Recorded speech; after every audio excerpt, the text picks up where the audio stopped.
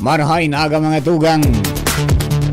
Biyernes po ngunyan, Mayo 8, 2026. Ini ang Bareta alas 7 asin sideline sa tuyong darakulang mga Bareta sa lado lokal.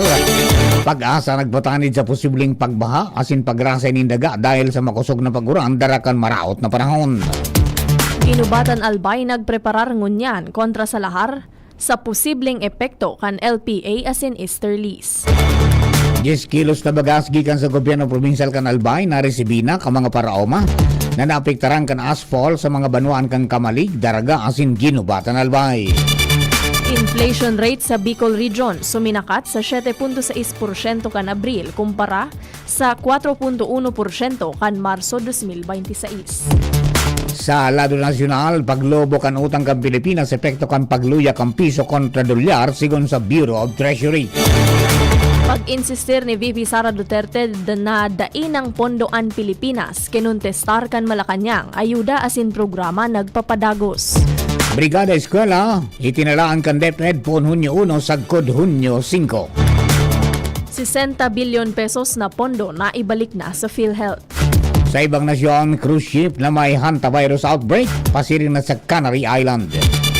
Baretang sports aplikasyon ni Filipino citizenship nina Benny Boatwright asin Matthew Ramos inirekomendar na kan Senate Committee on Justice and Human Rights sa plenaryo.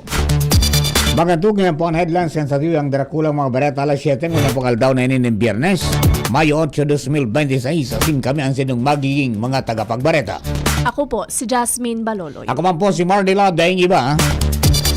Asin sa detalles ka mga Bareta, enot sa lado lokal. Ang baretang ini hatod sa Indukan. Optin Lutein Capsule. Alagaan ang paningin sa tulong ng Optin. Kitang-kita ang kalusugan ng mata. Nagpatanid ang pag-asa sa posibleng pagbaha asin pagrasay kandaga dahil sa makusog na paguran darakan low pressure area asin easterlies. Sikong kay Legazpi weather forecaster Ruth Pakala, madara ni makusog na paguran sa palibot lalo na sa coastal areas kang Bicol region dahil kan weather disturbance. Yan ang sinabi kang pag-asa na posibleng maglaog sa Philippine Area of Responsibility o PAR ang tropical storm magupit na sa Sabado ng Banggi o Domingong maagahon asin na doon sa lokal na pangaran na Kaloy. Pwede ning ma-downgrade asin magitaas mantang unlikely ang paglandfall kini alagad lauman ang makusog na paguran.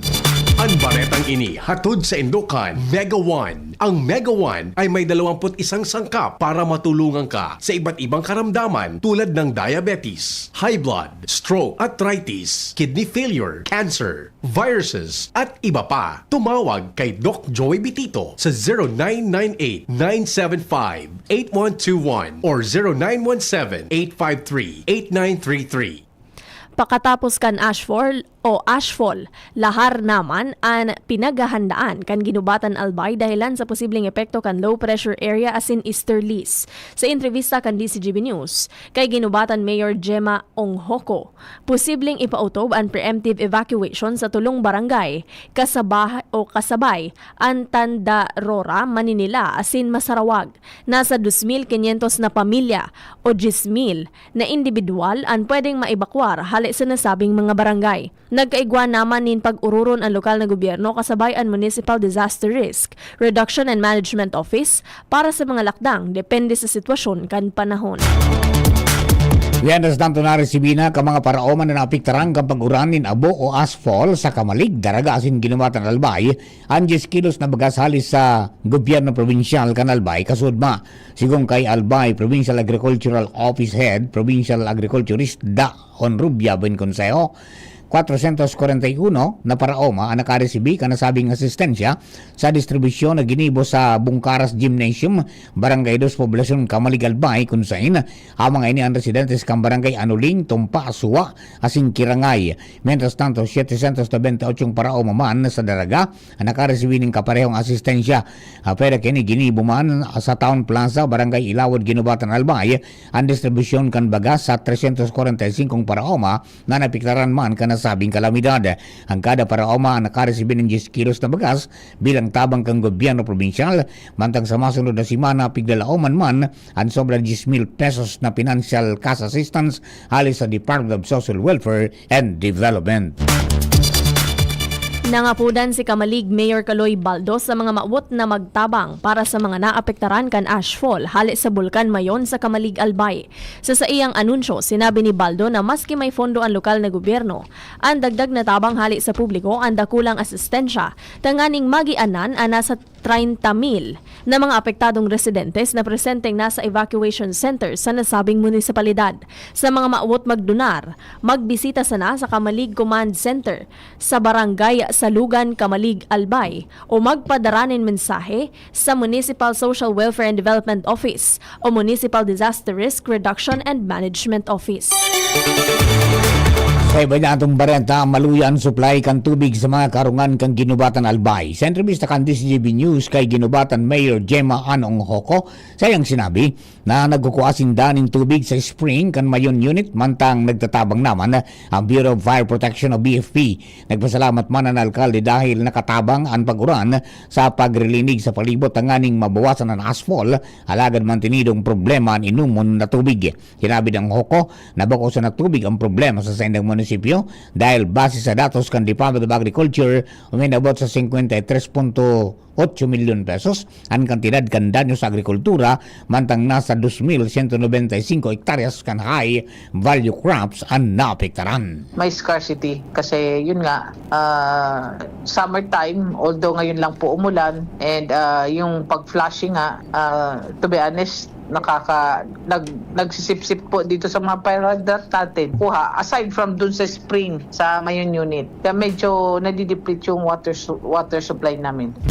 Mendes tanto nagtutubod man si Mayor Ong Hoko na makakatabang ang deklarasyon kan state of calamity sa mobilization asin paggamit kan tabang sa mga barangay sa tahaw kang kalamidad. Pero hindi naman po sinasabi natin na porque naka-declare tayong state of calamity todo kasi ano pa lang ngayon May pa lang, so we have 7 months to go pa, so dun po sa bare months dami rin tatama na na bagyo, kaya kami po maximize ang resources from other agencies, kami ng tulong, tapos may galing sa mga pribado para po hindi man sa save pero para makaano rin po yung funds ng gobyerno. Ang LG naman po hindi naman po nagpapabaya sa obligasyon, kumbaga best effort po na makatao po ning suporta, asistensya po sa gabos na constituents sa Banwang Ginubatan. Ang payag ni Ginubatan Mayor Gemma Anong Hoko sa entrevista kan DCGB News. Mantinidong nasa heightened alert status ang PNP Bicol bilang preparasyon sa panahon ng tag-uran asin sa posibilidad nin mga kalamidad arog kan bagyo, pagbaha, landslides, linog asin aktibidad kan bulkan na pupwedeng makaapektar sa rehiyon Bicol. Sigon kay PNP Bicol Regional Director Police Brigadier General Erosito Miranda, fully activated asin nagka-standby na ang kasurog DEAR asin CARE o CARE pati na ang mas pinakusog na koordinasyon asin logistics readiness. Dagdag pa kan opisyal, ang DEAR o Disaster Emergency Assistance Response Team ang mantinidong nakaalerto para sa tulos na deployment kung saan pinag-aasigurar kaini ang tulos na pagresponde sa mga maapektaran ng mga lugar. Mientras tanto preparado naman ang CARE o CARE Crowd Management Advanced Reactionary Force Engagement Team na nagsisiguro kan matanos na pagmanihar kan mass gatherings, public events as in emergency evacuations. Katakod kaini gabos na personahes, bihikulo pati na an operational assets an ipina sa irarom sa fully operational standby.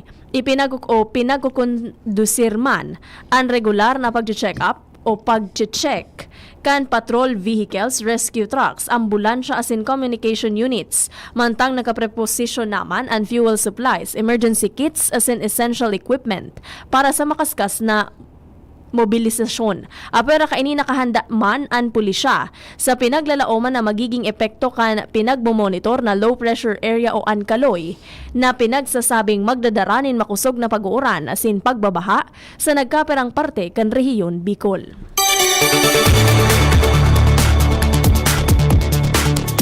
Magatugan niyo po ang primerong parte nga sa tuyang Bareta alas 7. Bareta sa lado lokal. Ang bareta niya to sa lado nasyonal. Ibang nasyon ispor sa singkamugtagang kampanahon. Makalis lamang po kini.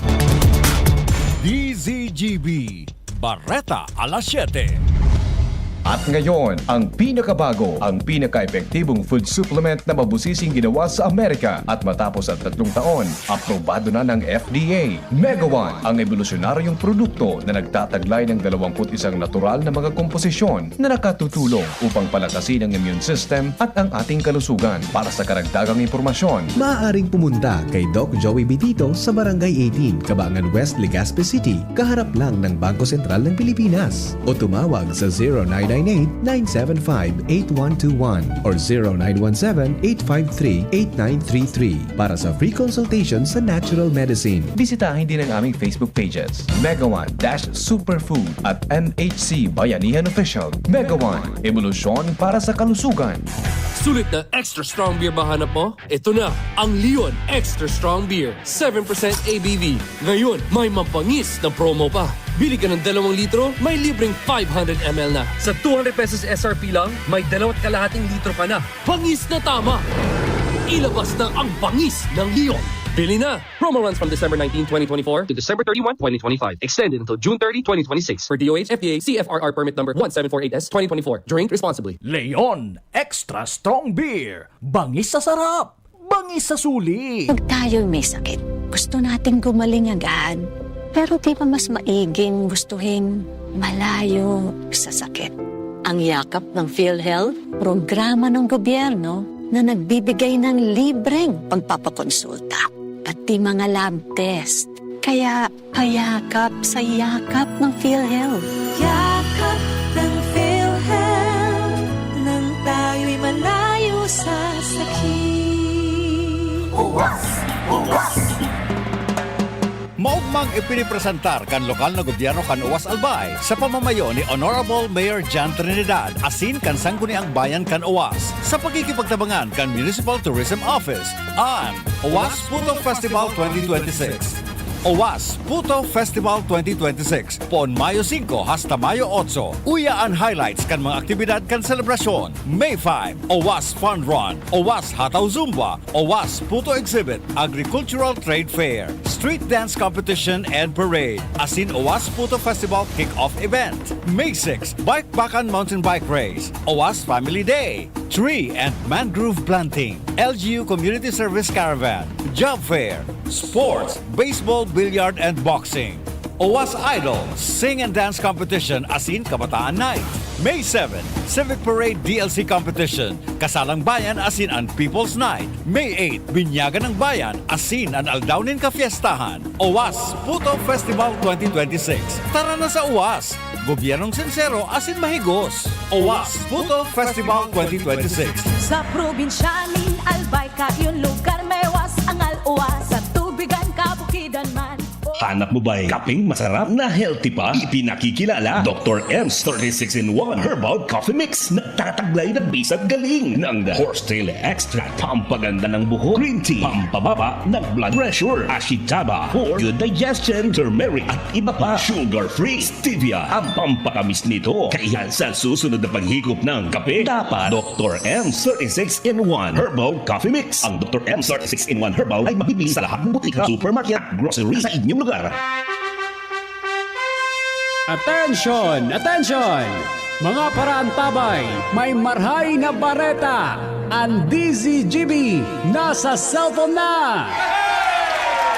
Yes po! Madadangog na ang DZGB sa saindong mga cellphone. Sa katuyuhan na mas lalo kamong mapagserbihan asin dagdag na konvenyensya sa saindo gabos, ang DZGB pwede nang ma-access sa paagi kan sa indong cellphone. I-download lang sa saindong mga Android phone ang DZGB app sa paagi kang Google Play Store asin Apple App Store asin hanapo ng DZGB Live. I-install sa saindong gadget asin malinig nindong madadangog ang DZGB. Libre po ini. DZGB. Number 1 na, may Facebook Live pa. Ngunyan, may DZGB Live app na. O, ano pang pighahalat nindong mga paraan tabay?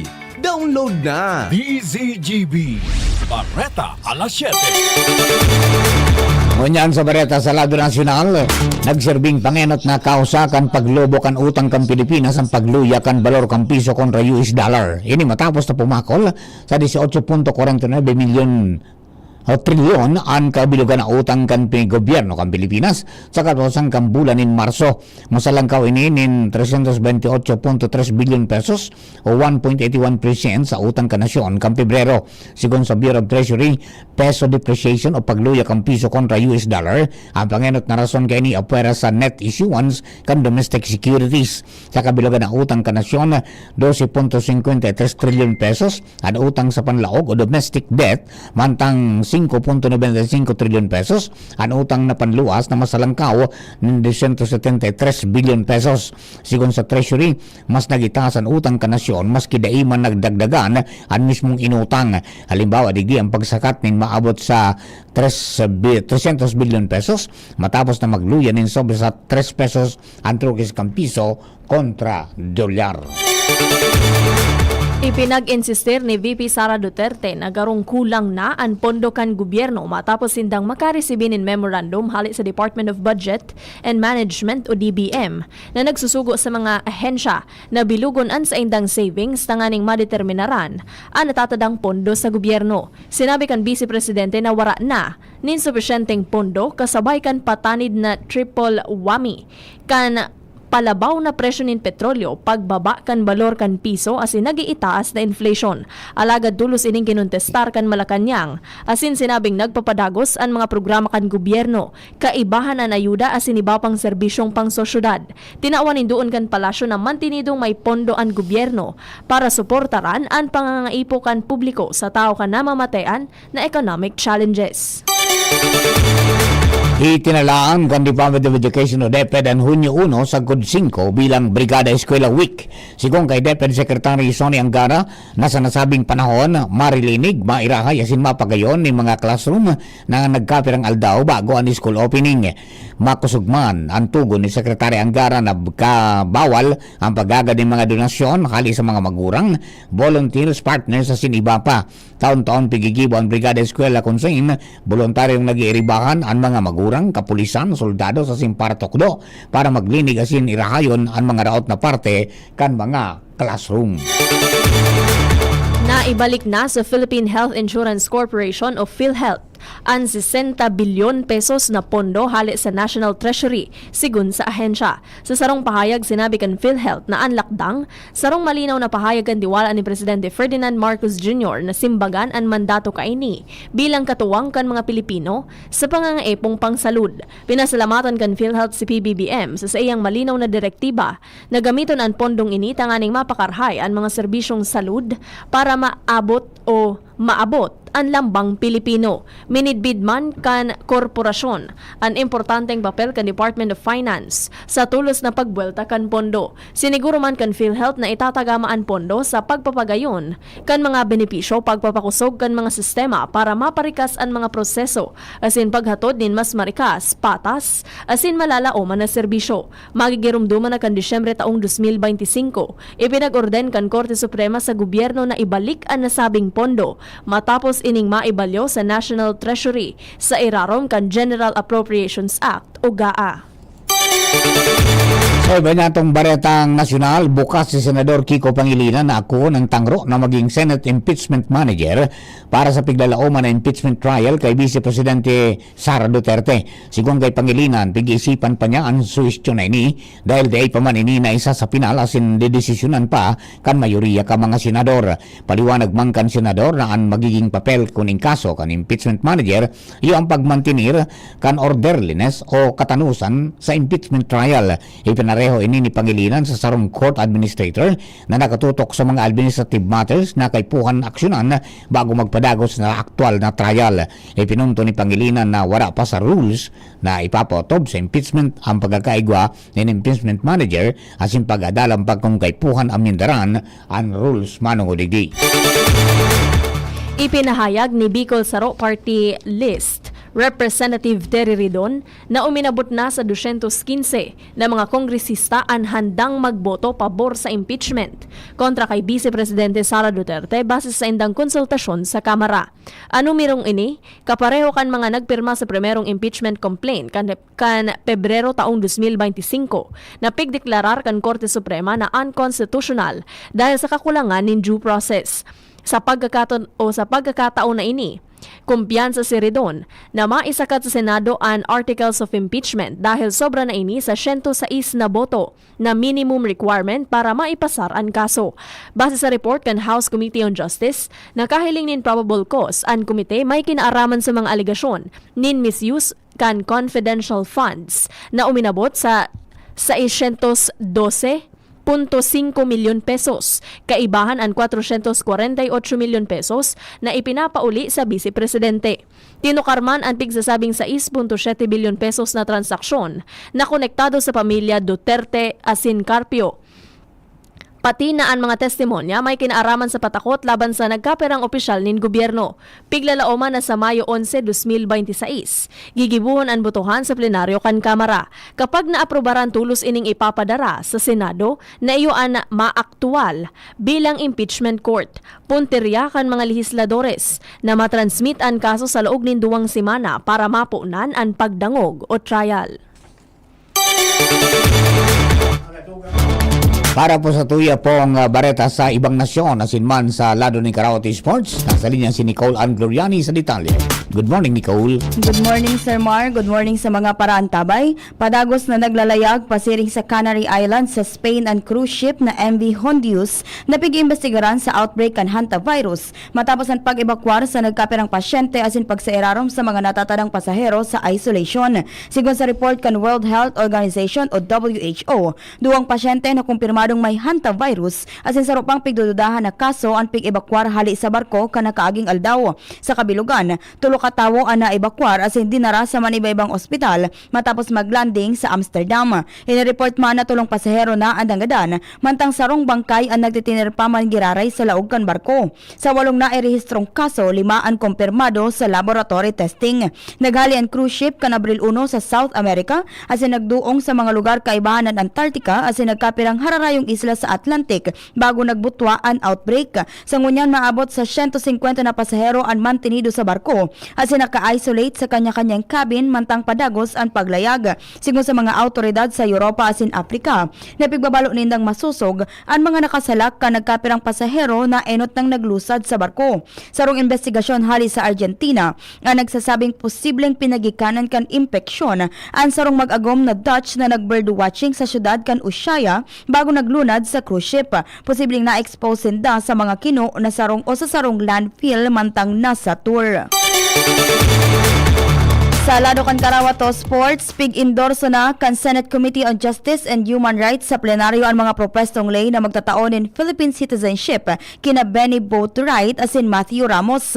Tinukar kan komite ang mga propesto hali sa Kamara asin Senado na nagmamaawot na midbidon ang ambag ni Boatwright sa basketball asin ni Ramos sa wrestling, lalo na sa indang kagustuhan na magrepresentar sa Pilipinas sa international competitions. Sigon sa mga legislador, makakatabang ang duwa sa pagpapakusog kan national teams asin magsisilbing inspirasyon sa mga hobe na atletang Pilipino. Si Boatwright, sarong 6 foot 10 forward gikan sa Los Angeles, nagkawat naman sa maniba-ibang international leagues asin sa Philippine Basketball Association o PBA kung saan nagtabang siya sa San Miguel Beermen na makakuha ng kampyonato. Mientras na si Ramos na may dugong Pilipino hali sa iyang ama, sarong accomplished wrestler na naging world champion sa cadet level asin minidbid na NCAA All-American mantang nagkakawat para sa Purdue University. Parehong nagpahayag ang duwanin interes na maging Pilipino asin magrepresentar sa nasyon sa mga pangkinaban na kompetisyon. Kapag naaprobaran sa Senado ang o asin naging lay, dagos na magiging Filipino citizen sina Boatwright asin Ramos na magtataon dalan para makapagkawat sinda para sa Pilipinas sa international stage. Iyan ang detalyas kan bareta sa lado kanibang nasyon asin sports. Ako po si Nicole Ann Gloriani.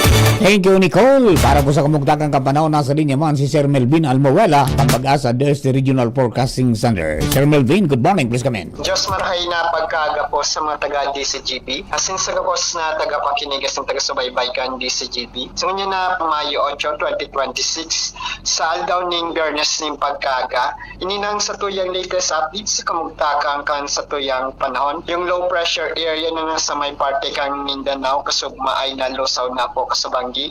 Mantang sa ngunyan, easterlies po ang nakakaapekto o yung malinsangan na paros na hali sa sirangang kadagatang Pasipiko ang nakakaapekto sa interong nasyon. Mantang kasabagong alas 3 kang madaling araw, ang tropical storm na si Hagupit ay pagkakalkulong nasa distansyang 1,615 km sirangan northeastern kang Mindanao sa coordinates na 8.1 degrees north, 141.0 degrees east. Taglayang kusog na paros na abot sa 75 km per hour. As in, pagbugsok ang paros na abot sa 90 km per hour. Nagihiro pa si rin Solnopan, Norte Solnopan, sa rikas na 20 km per hour. Ang naturang bagyo ay pigilauman na malaog sa Philippine Area of Responsibility sa aganing pagkabanggi sagkod sa Domingo ni pagkaaga. As in, ito po ay papangalan ng Kaloy. At sa masunod na 24 oras, ito pong si tropical storm na si Kaloy ay bigla uman na unti pa po itong mag-intensify at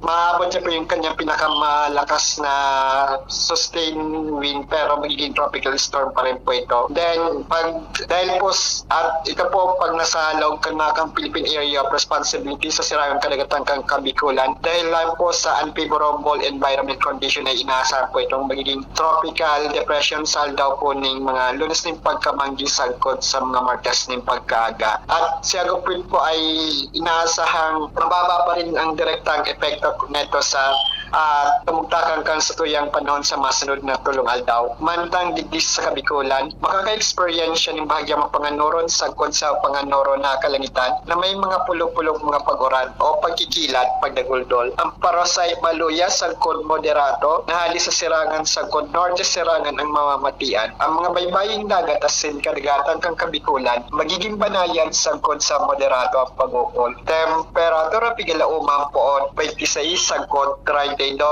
grados sentigrado. Mantang ang sa tuyang heat index po ay maaaring magabot sa 39 grados sentigrado. Mantang aldaw ay nagsirang kasabagong alas 5:22 ng pagkaaga. Asin masulno pa yan na alas 6:02 ng pagkahapon. Hindi sa Melvin Almahela reporting live aliliti sa DOST Pag-asa Ligas. Thank you very much, Sir Melvin. Pagatugang yan na pang kabilugan sa tuyang Bareta alas 7. Mga baretang pinipanasing kinalap sa DCGB News base na nakalis na 12 oras. Sa pangarang ka na katuwang nato sa pagsurat kan mga bareta, Jenny Valderana Sinman, si Nicole Ann Gloriani. Lado Technical, kasabay po niya to dyan si Ronald Baldo, DCGB Social Media Department sa pong IT, Jerome Nico Martinez, asin siyempre ang Mega Force Patrol. Hello kay Benji de Pogi, Benamin Hiri na kantabay, and then good morning and happy listening daw po kay Madam Amada Esplana asin Manay Agnes Mape. Good morning kay Kuya Bob Candano dyan po sa Tabaco City. Sharing man si Elena Bruselas Golo, and good morning Roy Basi na kantabay. Sir King Rinaldo dyan po sa Bangkiruhan nakantabay. Sharing man si Gerald Aranya asin Ati Sally dyan po sa LA Drive, Gugon, Legazpi City. Sir Jeff Santos sa Queensland, Australia. Sharing man si Sir Banjo Barrios dyan po sa Alaska. Asin Sir Arvin Balaoro dyan sa Dubai. Good morning man kay Ma'am Annie Armstrong sa Melbourne, Australia. Good morning kay Bing Buenbores sa San Isidro sa Malilipot, Albay. Asin sa kapos po nakatune in sa DCGB News Online Facebook page, sa DCGB 7 kHz sa bitang ka mga radyo sa AM band, at 106.9 WGB FM Tabaco City. Good morning kay Joseph Nares nakantabay. Maraming salamat po. Kami ang sado mga naging tagapagbareta. Ako po, si Jasmine Balolo. Naman po si Mardy Lauda yung iba. Thank you for giving us company. God bless the Philippines. Sa mga na po masunod, ang hapot with BP Henry Masada. Yan ang DCGB Bareta alas 7. Abangan niraray sa aga. Ang hapon, masunod na pagkalipas lang kaini.